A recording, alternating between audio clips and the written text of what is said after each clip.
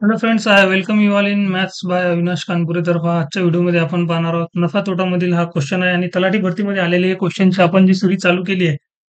तर आपण त्या सिरीजमध्ये नेक्स्ट कन्सेप्ट पाहणार आहोत नफा तोटा या चॅप्टर मधील, प्रॉफिट अँड लॉस या चॅप्टर मधील.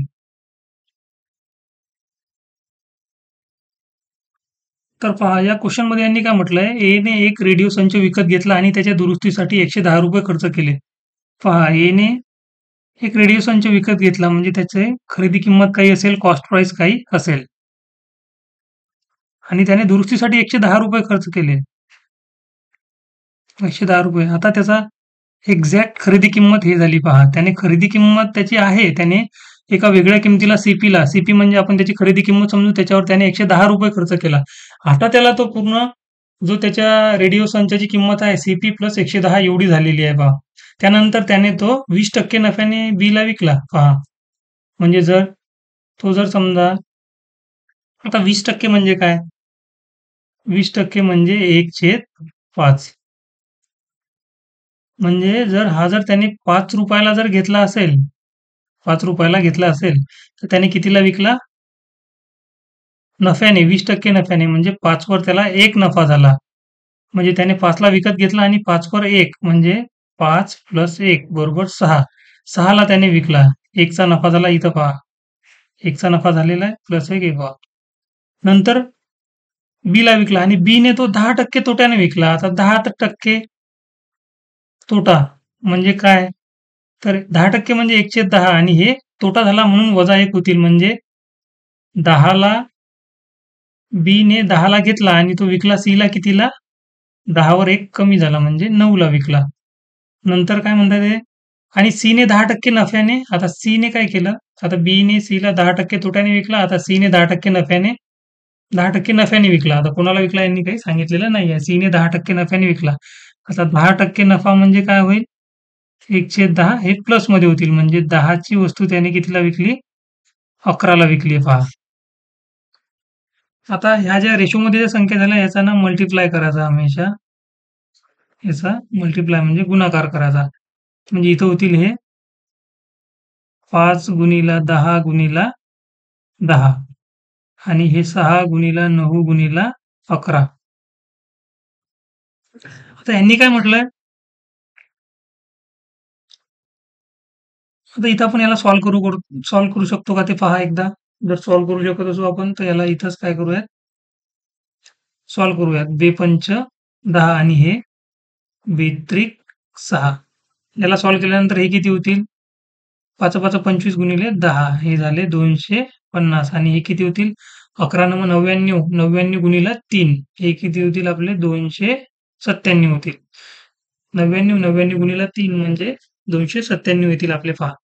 आता इथं काय झालं माहिती आहे का? 297 ची व्हॅल्यू किती दिली त्यांनी पहा. हे झाली आपली. आता इथं यांनी काय विचारलं? सुरुवातीची किंमत आपल्याला काढायची आहे पहा. सुरुवातीची किंमत काढायची आहे आणि फायनल दिलेली आहे.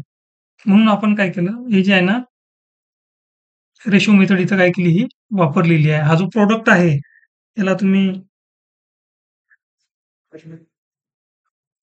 ओळख केल्यानंतर याच्यामध्ये काय होते, इथं आपल्याला इनिशियल व्हॅल्यू भेटत असते आणि इथं काय भेटत असते? फायनल व्हॅल्यू भेटत असते. ठीक आहे. तर आता इथं आपल्याला एक्झामिनर हे काय करणार आहे, याच्यात फायनल व्हॅल्यू देईल. फायनल व्हॅल्यू दिली तर आपल्याला इनिशियल काढायला लावेल. इनिशियल व्हॅल्यू दिली तर आपल्याला फायनल काढायला लावेल, किंवा दोघांमधील चेंज वगैरे जो असला तो पण काढायला लावू शकतात ते. ठीक आहे. तर आता पहा, 297 ची व्हॅल्यू त्यांनी दिली आपल्याला 1188. 1188 म्हणजे यात 297 ला जर आपण 4 ने मल्टिप्लाय केलं, तर हे जवळ-जवळ आपल्याला लक्षात येते, की हे चौपट आहे पहा.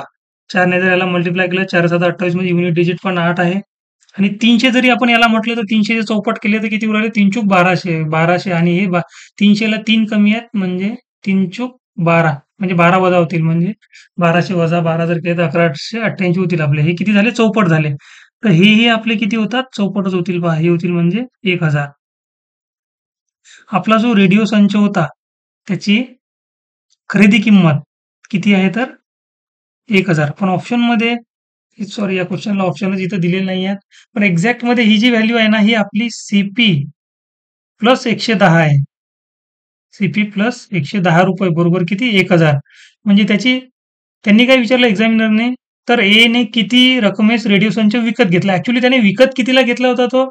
सीपी ही त्याची खरेदी किंमत होती. ₹110 तर त्याने नंतर खर्च लावला. तर मग त्याने कितीला विकत घेतला असेल तो? 1000 वजा 110 हे जर केलं तर आपल्याकडे काय आन्सर येईल आपलं ₹890 म्हणजे त्याची खरेदी किंमत जी होती, कॉस्ट प्राईस जी होती ती किती आहे? ₹890 ठीक आहे. हेच आपलं फायनल आन्सर आहे. हे क्वेश्चन सोडवताना पहा काय करा, जेव्हाही आपल्याला इथं एने बीला विकला, बीने सीला विकला, सीने डीला विकला, असं काहीतरी असलं, तर सरळ-सरळ आपण काय करणार, त्यांचा जो चेंज आहे, तो कमी असू द्यात किंवा जास्त. इथं पहा कमी आहे, इथं जास्त आहे. म्हणजे कुठं नफा होईल, कुठं तोटा होईल. तर त्याला आपण तसं मांडणार. इथं पहा 20% नफा झाला म्हणजे 5ची 6 झाली वस्तू. इथं 10% तोटा झाला म्हणजे 10ची 9 झाली. इथं 10% नफा झाला म्हणजे 10ची 11 झाली.